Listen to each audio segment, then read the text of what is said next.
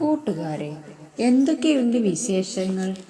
നിങ്ങളിപ്പോൾ സ്കൂളിലൊന്നും വരാതെ എന്തൊക്കെയാണ് നിങ്ങൾ വീട്ടിൽ ചെയ്തുകൊണ്ടിരിക്കുന്നത്? എഴുതാനും വായിക്കാനും ഒക്കെ ഉണ്ട്.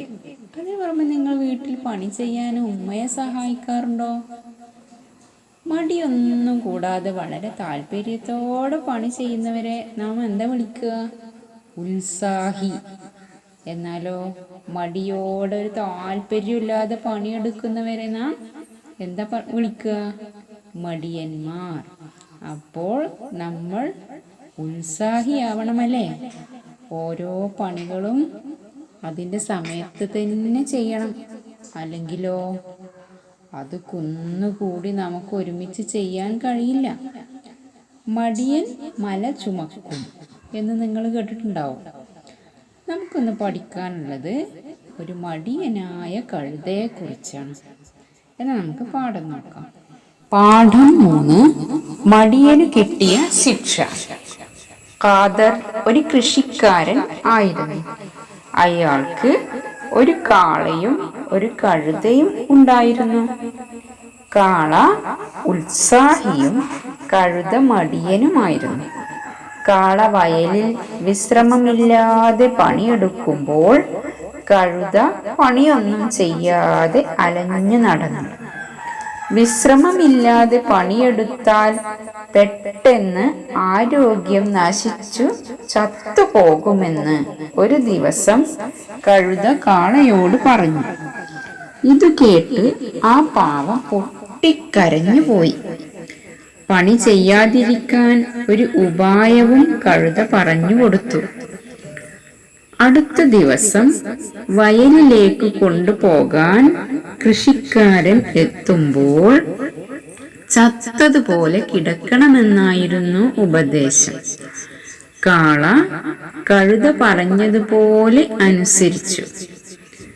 കാളയെ അഴിക്കാനെത്തിയ കൃഷിക്കാരൻ അതിന് സുഖമില്ലെന്ന് കരുതി കഴുതയെയും കൂട്ടി വയലിലേക്കു നടന്നു. സന്ധ്യയാകുന്നതുവരെ കഴുത വയലിൽ പണിയെടുത്തു.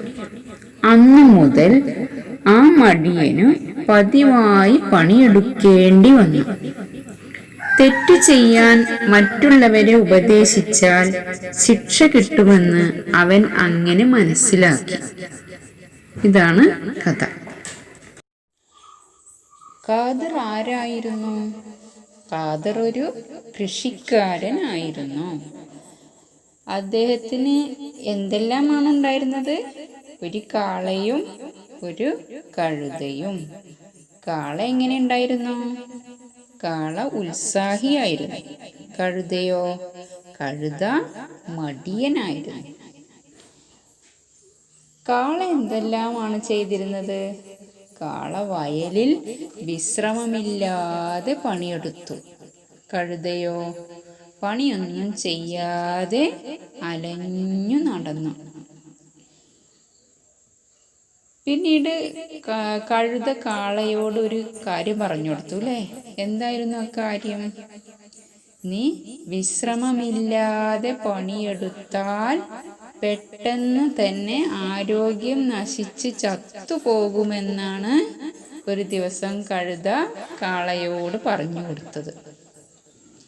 ഇത് കേട്ട് ആരാ പൊട്ടിക്കരഞ്ഞത്? കാള പൊട്ടിക്കരഞ്ഞു പോയി. പിന്നെ എന്താണ് പറഞ്ഞു കൊടുത്തത് കഴുത? പണി ചെയ്യാതിരിക്കാൻ ഒരു ഉപായം, ഒരു സൂത്രം, ഒരു ഐഡിയ പറഞ്ഞു കൊടുത്തു. എന്തായിരുന്നു ഐഡിയ? എന്തായിരുന്നു ഉപായം? അടുത്ത ദിവസം വയലിലേക്ക് കൊണ്ടുപോകാൻ കൃഷിക്കാരൻ എത്തുമ്പോൾ ചത്തതുപോലെ കിടക്കണമെന്നായിരുന്നു ഉപദേശം. അപ്പൊ എന്താണ് കഴുത ഉപദേശിച്ചത്? അടുത്ത ദിവസം നിന്നെ വയലിലേക്ക്, പാടത്തേക്ക് പണിയെടുക്കാൻ കൊണ്ടുപോകാൻ കൃഷിക്കാരൻ എത്തുമ്പോൾ നീ ചത്തതുപോലെ കിടക്കണമെന്നതായിരുന്നു കഴുത കൊടുത്ത ഉപദേശം. കാള അനുസരിച്ചോ? അനുസരിച്ചു. കാള കഴുത പറഞ്ഞതുപോലെ അനുസരിച്ചു. ചത്തതുപോലെ കിടന്നു, വയ്യാതെ കിടന്നു. എന്താണ് കൃഷിക്കാരൻ വിചാരിച്ചതപ്പോ? കാളയെ അഴിക്കാനെത്തിയ കൃഷിക്കാരൻ അതിന് സുഖമില്ലെന്ന് കരുതി എന്നിട്ട് എന്ത് ചെയ്തു? കഴുതയെയും കൂട്ടി വയലിലേക്ക് നടന്നു. ആരെ കൊണ്ടുപോയത് വയലിലേക്ക്? കഴുതയെ അഴിച്ചിട്ട് വയലിലേക്ക് കൊണ്ടുപോയി. സന്ധ്യയാകുന്നത് വരെ കഴുത എന്ത് ചെയ്തു? വയലിൽ പണിയെടുത്തു. എന്ത് സന്ധ്യ പറഞ്ഞാല്? വൈകുന്നേരം. വൈകുന്നേരം ആവോളം ആര് പണിയെടുത്തു? വയലില് കഴുത പണിയെടുത്തു. അന്ന് മുതല് എന്നും കഴുതക്ക് പതിവായി പറഞ്ഞാൽ എന്താ? ദിവസേന എന്നും പണിയെടുക്കേണ്ടി വന്നു. കാള വിശ്രമിച്ചു. തെറ്റ് ചെയ്യാൻ മറ്റുള്ളവരെ ഉപദേശിച്ചാൽ എന്താ കിട്ടുക? ശിക്ഷ കിട്ടുമെന്ന് അവൻ അങ്ങനെ മനസ്സിലാക്കി. അപ്പൊ നമ്മൾ എന്ത് ചെയ്യരുത്? ആരെയും തെറ്റ് ചെയ്യാൻ വേണ്ടി ഉപദേശിക്കരുത്, അല്ലേ? മടിയന്മാരാക്കാൻ പാടില്ല. ശരിയായതേ നമ്മൾ ഉപദേശിക്കാവൂ. നമ്മളൊരാൾക്കൊരു കാര്യം പറഞ്ഞു കൊടുക്കുമ്പോൾ നീ അങ്ങനെ ചെയ്തോ എന്ന് പറഞ്ഞാൽ തെറ്റ് ഉപദേശിക്കാൻ പാടില്ല. തെറ്റ് ഉപദേശിച്ചാൽ എന്താ കിട്ടുക? നമ്മൾ തന്നെ അനുഭവിക്കും. നമ്മൾ തന്നെ ശിക്ഷ അനുഭവിക്കേണ്ടി വരും. അപ്പം നമുക്ക് ഈ പാഠത്തിന് എൻ്റെ പേര് മടിയനു കിട്ടിയ ശിക്ഷ, അല്ലേ? ആരാണ് മടിയന്? കഴുത. കഴുതക്ക് കിട്ടിയ ശിക്ഷയെ കുറിച്ചാണ്. ഇനി നമുക്ക് ഈ പാഠത്തിലെ പുതിയ വാക്കുകൾ പരിചയപ്പെടാം. ഒന്ന്, ഉത്സാഹം. കണ്ടില്ലേ? തായും സായും കൂടിയിട്ട്, അല്ലേ? താന്റെ പകുതിയും സാന്റെ പകുതിയും. ഉത്സാഹം. അടുത്തത് വിശ്രമം. വിശ്രമം എന്ന് എഴുതുമ്പോൾ എന്ന് എഴുതിയത് കണ്ടോ? അതിന്റെ ചിഹ്നം എവിടെയാണ്? വിശ്രമം. അടുത്തത് ആരോഗ്യം. ഗ്യം എന്ന് എഴുതുമ്പോൾ അതിന്റെ ചിഹ്നം ശ്രദ്ധിക്കൂ, ഇപ്പുറത്ത്, അല്ലേ? ആരോഗ്യം. അടുത്തത് കൃഷിക്കാരൻ. കണ്ടില്ലേ? എഴുതിയത് കൃഷിക്കാരൻ. അടുത്തത് സന്ധ്യ. സന്ധ്യ എന്ന് എഴുതുമ്പോൾ ഞായും ധായും കൂടിയിട്ടാണ്, അല്ലേ? സന്ധ്യ. അതിന്റെ ചിഹ്നം ശ്രദ്ധിക്കും. നെക്സ്റ്റ് ശിക്ഷ.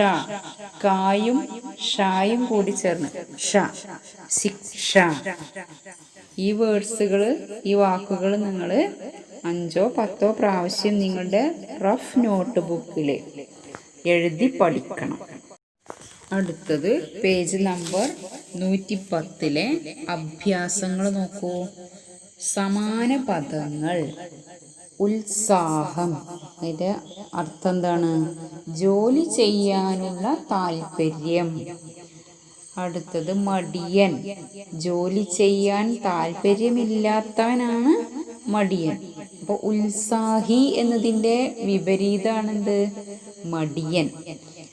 അടുത്തത് വിശ്രമിക്കുക. വിശ്രമിക്കുക പറഞ്ഞാൽ എന്താണ്?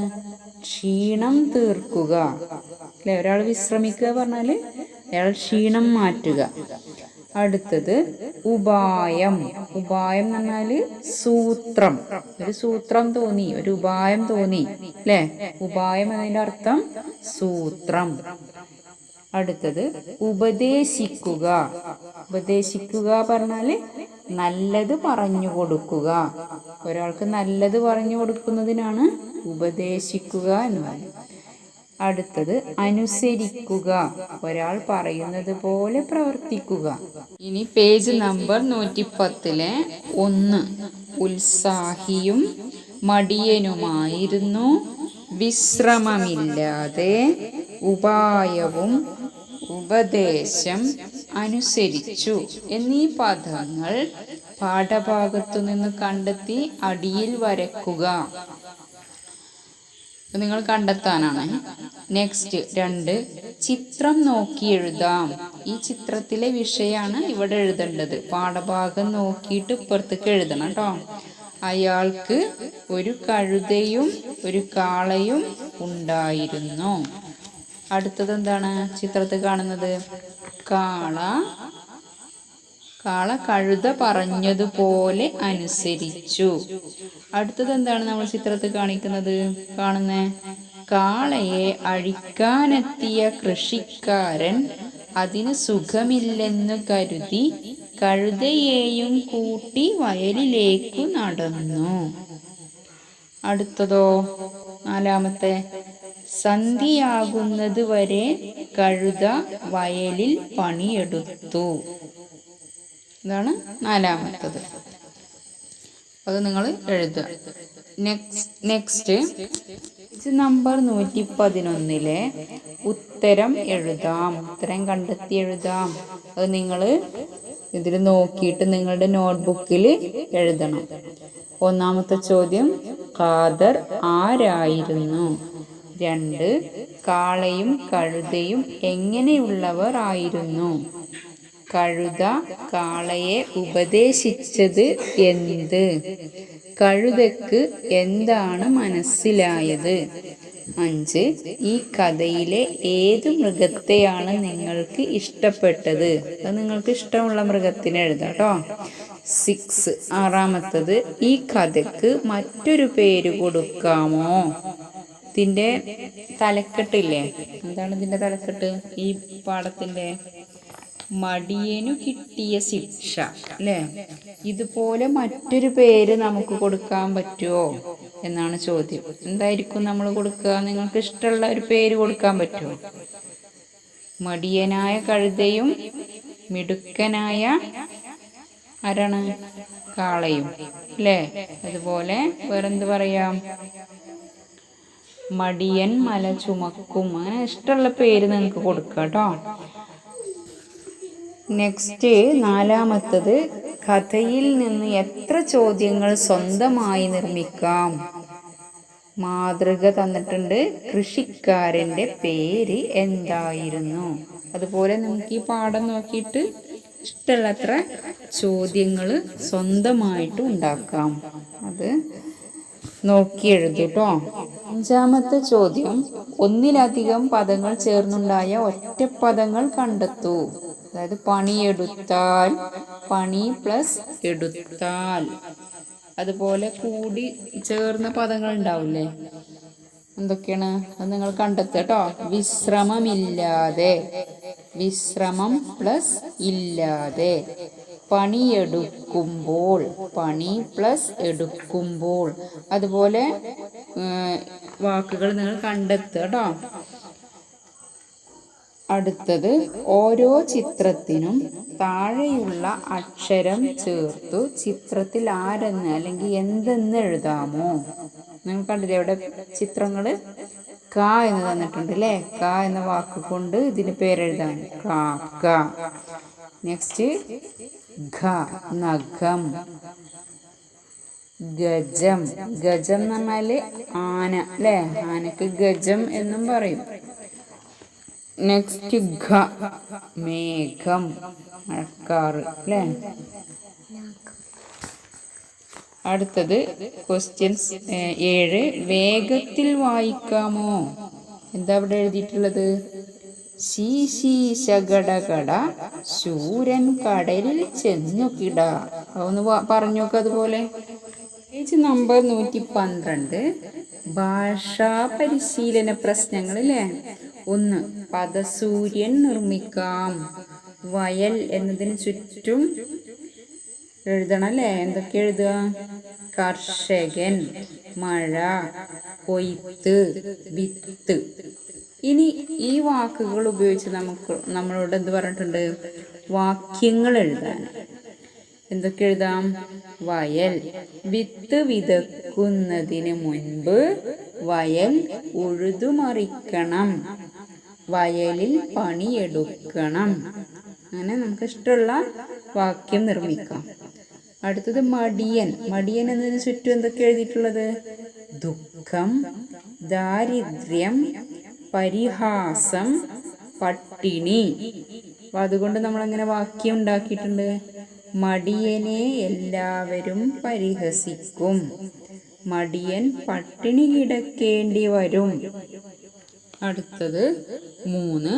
അനുയോജ്യമായവ തമ്മിൽ വരച്ചു യോജിപ്പിക്കാം. കാതർ, കാള, കഴുത, വയൽ, പണി. ഇതിനോട് യോജിച്ചത് ഇപ്പുറത്തെ കോളത്തുനിന്ന് എഴുതാനല്ലേ. കൃഷി, ഉത്സാഹി, ആരോഗ്യം, കൃഷിക്കാരൻ, മടിയൻ. നിങ്ങൾ കണ്ടെത്തി എഴുതുക കേട്ടോ. അടുത്തത് 4. കൃഷി ചെയ്യാം. കുട്ടിരാമനു കൃഷിപ്പണികൾ അറിയില്ല. താഴെ കൊടുത്തിരിക്കുന്ന പദങ്ങൾ വേണ്ട വിധത്തിൽ യോജിപ്പിച്ചെഴുതി കൃഷി ചെയ്യേണ്ടത് എങ്ങനെയെന്ന് കുട്ടിരാമനെ പഠിപ്പിക്കാമോ? നിങ്ങൾക്കറിയാലോ അല്ലേ എങ്ങനെ കൃഷി ചെയ്യാന്ന്. ഇവിടെ ഈ കോളത്തിൽ തന്ന വാക്കുകൾ നോക്കൂ. നിലം, വിത്ത്, കള, വളം, കീടനാശിനി. ഇപ്പത്തെ എന്തൊക്കെയാണ്? എന്താണ്? തളിക്കണം, ഇടണം, ഉഴുതുമറിക്കണം, വിതയ്ക്കണം, പറിക്കണം. ഇതിനോട് സ്യൂട്ടായിട്ട് യോജിച്ചത് നിങ്ങൾക്ക് ചേർത്ത് ഇവിടെ എഴുതുക കേട്ടോ. ഈ ബ്ലാങ്കിൽ എഴുതുക. അടുത്തത് 5. എത്ര മൃഗങ്ങളാണ് ഈ കളങ്ങളിൽ ഒളിച്ചിരിക്കുന്നത്? കണ്ടുപിടിച്ചെഴുതാമോ? കണ്ടോ, ഇവിടെ ഈ കളങ്ങളിൽ കുറേ ഇത് തന്നിട്ടുണ്ട്, അക്ഷരങ്ങൾ തന്നിട്ടുണ്ട് അല്ലേ. പൂ, ന, യ, ര, ന, ശു, നി, ആ, ത, കു, ങ, ഴു, ക, ച, പ എന്നൊക്കെ തന്നിട്ടുണ്ട് അല്ലേ. ഇത് വെച്ചിട്ട് നിങ്ങൾക്ക് മൃഗങ്ങളുടെ പേര് എഴുതാൻ കേട്ടോ. ഒരുപാട് മൃഗങ്ങളുടെ ഇതിൽ ഒളിച്ചിരിക്കുന്നുണ്ട്. അവരെയൊക്കെ കണ്ടെത്തി ഈ ബ്ലാങ്കിൽ നിങ്ങൾ എഴുതണം. അടുത്തത് 6. കണ്ടെത്താം. ഇവിടെ ച തന്നിട്ട് ഇവിടെ ഒരു ഡാഷ് ഇട്ടിട്ടുണ്ട് അല്ലേ. അകത്തറുത്താൽ പുറത്തറിയും. എന്താ അറിയാ? ച വെച്ചിട്ട് ഏത് വാക്കാണ് ഇപ്പുറത്ത് തന്നിട്ടുണ്ട് അല്ലേ, കോളത്തിൽ തന്നിട്ടുണ്ട്. നെക്സ്റ്റ് ഇന്ന് തന്നിട്ടുണ്ട്. ആകാശത്തൊരു തീക്കട്ട. അടുത്തത് കാട്ടിലുണ്ടൊരിറ്റു ചോര. എന്തായിരിക്കും? പുറത്തുനിന്ന് നിങ്ങൾ നോക്കി ഇവിടെ ഫില്ല് ചെയ്യണം. അടുത്തത് 7. പദങ്ങൾ ക്രമപ്പെടുത്തി വാക്യങ്ങൾ നിർമ്മിക്കാം. ഇവിടെ 1 ഞാൻ തന്നിട്ടുണ്ട്. ശിക്ഷ മടിയനു കിട്ടും. അപ്പൊ എങ്ങനെയാണ് നേരെ എഴുതുക? മടിയനു ശിക്ഷ കിട്ടും. അതുപോലെ നിങ്ങൾ സ്വന്തമായിട്ട് എഴുതുട്ടോ. പറഞ്ഞു, കഴുത, ഉപായം. കഴുത പണിയെടുത്തു വയലിൽ. കിടന്നു, ചത്തതുപോലെ കാള. നേരെ ഇപ്പുറത്തേക്ക് എഴുതട്ടോ. അടുത്തത് 8. ചേർത്തെഴുതാമോ? വിശ്രമം പ്ലസ് ഇല്ലാതെ, വിശ്രമമില്ലാതെ. അവിടെ ഈ പോയിട്ട് മീ ആവും. അടുത്തത് പണി പ്ലസ് എടുത്താൽ, അവിടെ എ പോയിട്ട് എ എന്നാവൂലെ, പണിയെടുത്താൽ. അടുത്തത് അഴിക്കാൻ പ്ലസ് എത്തിയ, എ വരുമ്പോ നേന്നാവും, അഴിക്കാനെത്തിയ. അടുത്തത് പൊട്ടി പ്ലസ് കരഞ്ഞു, പൊട്ടിക്കരഞ്ഞു. അവിടെ ക എഴുതണം കേട്ടോ. സുഖം പ്ലസ് ഇല്ലെന്നു, സുഖമില്ലെന്നു എന്നാവും. അവിടെ മീ ആവും. അപ്പം എത്രയും നിങ്ങൾ നിങ്ങളുടെ ടെക്സ്റ്റിൽ എഴുതിയെടുക്കുക. പിന്നെ ക്വസ്റ്റ്യൻ ആൻസറും ചോദ്യം നിർമ്മിക്കാം എന്നുള്ളതും നിങ്ങളുടെ നോട്ട്ബുക്കിൽ എഴുതുക. റഫ് ബുക്കിൽ ഡിഫിക്കൽട്ട് വേർഡ്സ്, പ്രയാസമുള്ള വാക്കുകൾ എഴുതുക.